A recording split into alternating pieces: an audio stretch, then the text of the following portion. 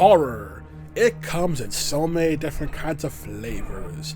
But with video games having interactability, things have to adapt for the medium. And there's some things when it comes to horror that I feel like people generally look at it from a basic viewpoint of horror and how, oh, horror should scare the player, scare the person in general, but and you have the gameplay aspect, then can completely mesh with that whole entire thing. So I want to go over this subject. So like I said, ideally, people want a horror game to be scary, and if it's not scary, then to them, it kind of fails at horror. But there's the whole interactability about it. Like, one of the pluses to a horror game is the fact that the player has to be the one to overcome the obstacle. I mean, the player can't just choose to look away from it, they have to be the one to overcome it.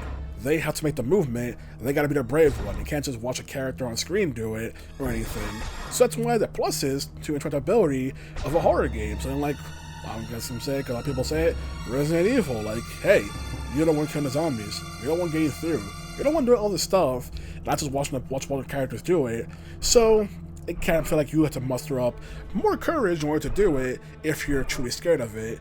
And generally people see that as a go-to of horror, the idea of being afraid of something, but fear is also subjective and very subjective, so what can scare one person may not scare another. I know many people say how Resident Evil 1 scared them like crazy, but then they always put the end mark of as a kid, and I'm like, so this game only scared you when you were a child? Does that mean it wasn't that scary at all, or just you being a kid that made it more grander than it actually was? But no one ever thinks about that aspect. They just say, this thing scared me as a child. What about as an adult? It doesn't. So that means it's not scary? And then people don't deal with that whole entire aspect when it comes to horror. The whole entire thing of many people always cite things that scared them as a child, but when it comes to an adult, they clearly aren't bothered by it. So it's like, okay, maybe it wasn't really that scary. Considering the topic of survival horror, there's also the difficult balancing act of needing to be a game where the player can progress, and generally not be super difficult, unless they're kind of game, but also if the player has too many tools to their advantage, then it can pretty much feel like there's no horror, because once again, with the gameplay, when it comes to gameplay aspect, if the player's not scared of the opponent they're facing in a horror game, then I feel like it fails as horror, which is generally a thing to say about many games really, where is a difficult boss fight in a game horror because of the fact of you don't have enough resources. Like one of those aspects when it comes to like Silent Hill 4 The Room, when I did a playthrough for the channel, I used a weapon it can exploit to pretty much always get pretty powerful hits because of its long winding up of its ability frames. But does that mean Silent Hill 4 The Room is still not a horror game? Because with that, all danger is pretty much completely removed because I'm too powerful? Some would say yes, some would say no. So yeah, that one entire aspect when it comes to horror in a video game. How much power does the player have? People say Resident Evil 5 is a horror because of how able the player is, but at the same time, it's a game that throws 5 billion enemies at you at one time, so is it not horror being ganged up on and jumped at all sides? Resident Evil 4 is the same thing, and some would say that's also horror. Actually, wasn't horror to a lesser degree. So it's not a whole entire aspect. Next topic goes to is chaser enemies in horror. Enemies are designed to constantly follow the player wherever about. Granted, some chaser enemies may have some restrictions where they can go in order to hunt down the player, and for an extra sting, they generally make these chasers invincible, or maybe it's a game where the player can't fight back against them in order to add the horror that you're at a disadvantage. But I'm not gonna lie, when it comes to chaser enemies, if they're invincible, it feels less horror and more like a cheap shot, because if I as the player really can't do anything to fight back, then it just feels not fun, because it feels like, oh, I'm basically just gotta just run away, but running away from it is gonna be scary, or at least it may be scary at first, but at a certain point, it's gonna become a nuisance. It's not like Mr. X / Super Tyrant for Resident Evil 2 Remake. It's like, oh, this is gonna be scary in the first bit, but eventually it's gonna become annoying, because if I can't kill it, then I know there's no point interacting with it, there's no point doing anything to it, there's no really thing for me to do. It's like, oh, it's kind of lame. So when it shows up, it's like, Now I gotta leave, so it leaves the room so I can do the thing I want, kind of thing when it comes to chaser enemies. Silent Hill 4 also has that issue where the ghosts are invincible, but the fact that being within the same room as them does deal damage by default does give you more of a sense of, oh fuck, get out of here, as opposed to something like Mr. X where, yeah, he's powerful, yeah, he can one-shot you if he grabs you, but otherwise, it's a slow-walking, hulking man. Like, he's a big target, as I'm trying to say. So chaser enemies also need their own balance and how they're handled. Once again, if they're purely just invincible things to run from, at a certain point, running from them is going to be more annoying than it is actually horrifying. Which brings me to the point comes to video games, the whole entire reloading aspect. Like, another thing would be Metroid Dread, which tries to have these horror-esque moments with the EMMI robots that are can freaking kill you instantly with a grab, and they're hard to get the grabs. It's more about trying to find a way to eliminate it. But here's the thing, because those things are guaranteed to one-shot you, it means the game has to compensate for being a really good checkpoint, which it does. But if I'm constantly running into this thing and dying over and over, is it really horror anymore, or is it me just throwing myself at the enemy over and over until I win? It's one of those aspects where some people feel like a horror game can also fail if the checkpoint and save system is too good. Because if you don't lose much progress and they feel like they're not really scared of the enemy, at that point, is that the horror of the game itself being a horror game? Or is that the more metaphysical horror of the player losing progress, which is a video game only thing? Because there's no point in a book where someone's going to be scared and someone's going to slap the book right in your hand and say, restart book from the chapter. So it's that I want to ask when it comes to restart. Does restarting make a game less scary? Is Resident Evil 7 basically felt as a horror game because you can keep restarting? On top of the fact though, is it also not a horror game something like Ethan Must Die DLC, where the whole point is that you're constantly going to die from this roguelike mode over and over, and pretty much have to start over and constantly hearing freaking go tell our roadies every time you die.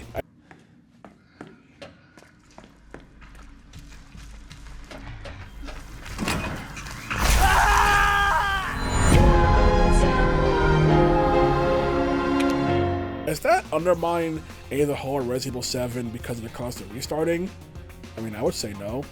Like, not at all. But for some people, maybe, because if you're repeating it enough times, you're gonna get sick of it rather than being scared. I didn't think I ever had to pretty much play defense for the Final Fantasy franchise, but okay, here we go.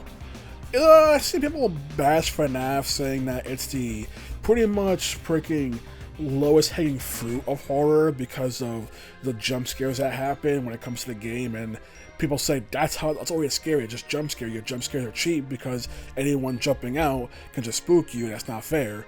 Which, one, Resident Evil does jump scares, but two, is the fact that it's less so the jump scare, more so the anticipation. Because if you're doing well, you have no reason to be afraid, but if you're doing badly, then you will start panicking.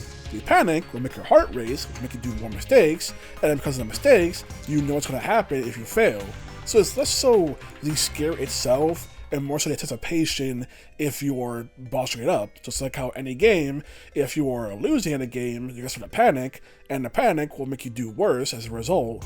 It's like how also with another horror game, it could be something like, oh, I don't know, you never played a game before, so you don't know what's going to be around here, what's going to be around this area, what enemy could be there, and enemy could just jump out you and grab you. Does that make it feel as horror or low-hanging fruit because the enemy jumped at you? Or is it because you didn't know it was there, so therefore it's scary? Like, that kind of one entire thing. Like, if some enemies just pop out of nowhere, does that count? Like Resident Evil, once again, Resident Evil is the best example of everything, I swear, in this subject.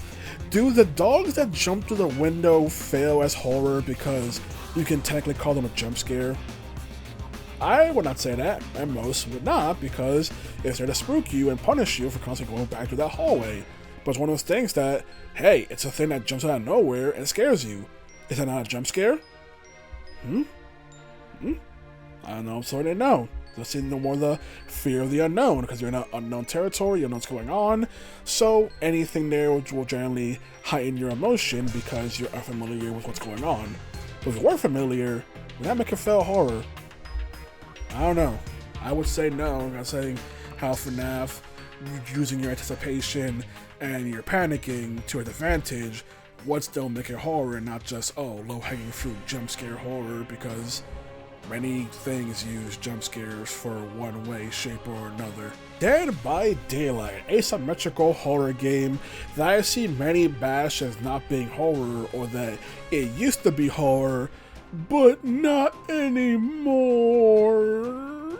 With the reasoning being that because of the fact that early Dead by Daylight had a more darker, it was a lighting setting, which people felt was more the horror aspect, but that in more modern versions, that being gone means that it was a big horror because things are more brightly lit. Which I say, if pure darkness is enough to be horror, then I guess you see in a dark room must be the scariest thing in your life. My god.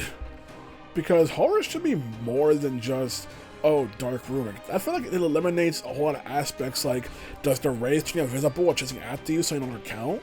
Does the Ghostface or Michael Myers freaking stalking ability so they no longer count as spooking people? Is getting hit by a hatch just 5 billion miles away suddenly no longer horror? Like, it feels like people are limiting the scope of horror with that kind of criticism, that kind of claim.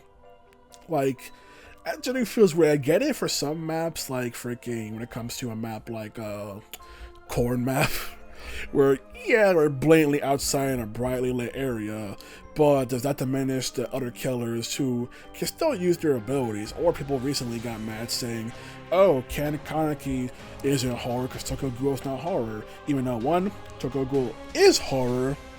Once again, people try to go for specific bases of what is it horror, so people say the same thing for why is Lara Croft here, why is Nicolas Cage here. Okay, I wouldn't actually get why is this not horror, but why is stuff like this here, why is D&D here? It's like, these are things that have horror elements or horror aspects to them, except Nicolas Cage, so it makes sense why they'd be in Dead by Daylight. But people tend to get upset and say Dead by Daylight ruined and stop being a horror game. But like I said, the whole entire thing of gameplay being repeated and making you too used to the scare, that also counts for Dead by Daylight being a constant multiplayer game with constant matches. At some point, you're going to become immune to the scares going on. You're going to be so used to it, it's going to feel routine.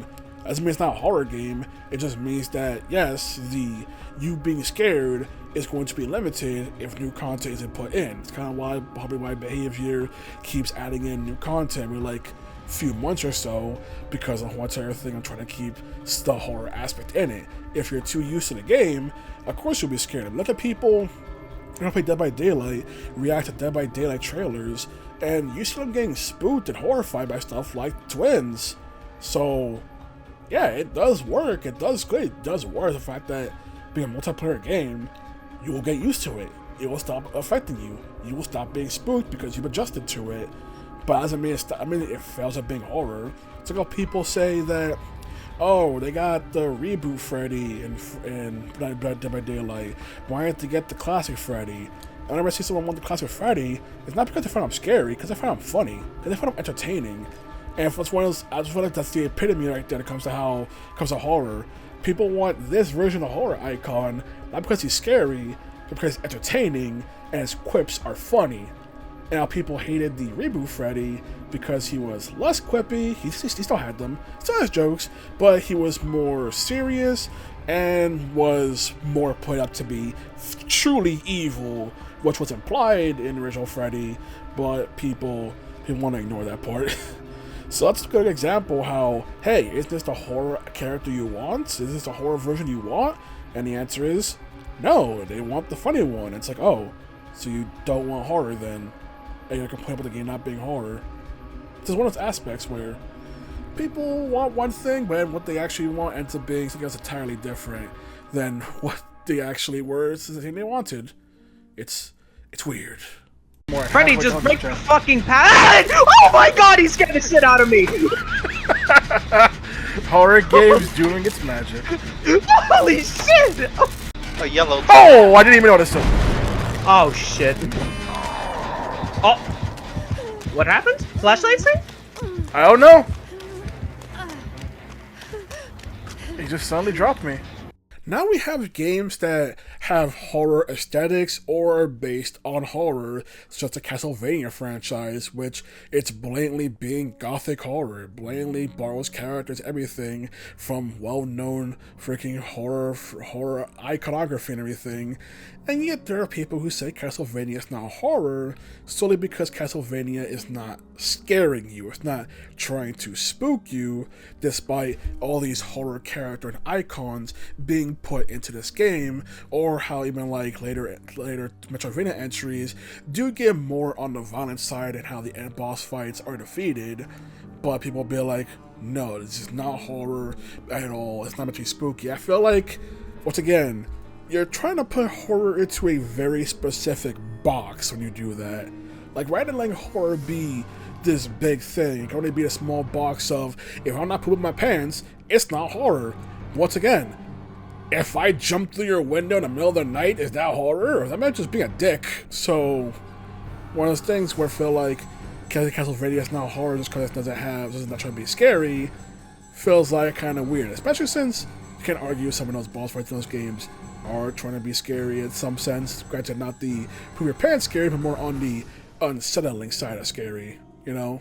So I put like the letter for Yangyang Mobile as less so of a will make you scream horror game and more so of a unnerving, scary game. In the sense that you probably won't be screaming your butt off aside from the Q2E minigame portions, but you will be unnerved whenever the big aspects start coming in and now you don't know what to expect, what's going on. So once again, people putting horror into a small box rather than letting horror be, well, horror that many different kind of flavors. Just wanted to ramble when it comes to how horror has to work in a video game and how horror can be treated differently depending on how the person sees it, kind of thing, where, once again, horror is very subjective. What scares one person may not scare another. So, and also about gameplay aspect where constant restarts or redoing the same thing over and over will have you generally be way more comfortable with the horror you're facing as a result due to constant exposure to it. So I just want to talk about that, especially the chaser part, because chaser enemies, they've generally just bugged me, where it's like, here's this invincible enemy, are you scared?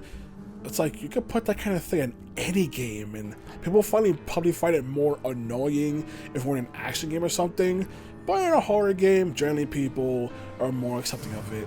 So, it is one of those, it is what it is kind of thing. So, I just want to ramble about horror and how horror is handled. That's definitely highlight the whole entire Castlevania thing, because of horror. Just feel like, what kind of fool says that Castlevania is not horror just because it's not scary? Like that's a tiny box to put horror in, my goodness. So anyway, I just want to focus on, but I'll leave you off with one last question. Is The Last of Us horror? I would say no. I consider it purely an action game and an emotional game, but some would probably say it is horror because zombies, to which I will then change and ask, is Left 4 Dead 1 and 2 horror? Because that does not have the poop your pants things that people associate with horror. Hell, at points, it's downright comedic. So as you know, I would definitely consider Left 4 Dead 1 and 2 actual horror games because of, once again, horror aesthetic. But Last of Us feels way more of an action game with, it's really more action game, I mean an actual horror. I mean survival horror. I wouldn't even call it survival horror either. It just feels purely an action game. But that's my question to you. Is The Last of Us horror? That is all. Good day. Play games.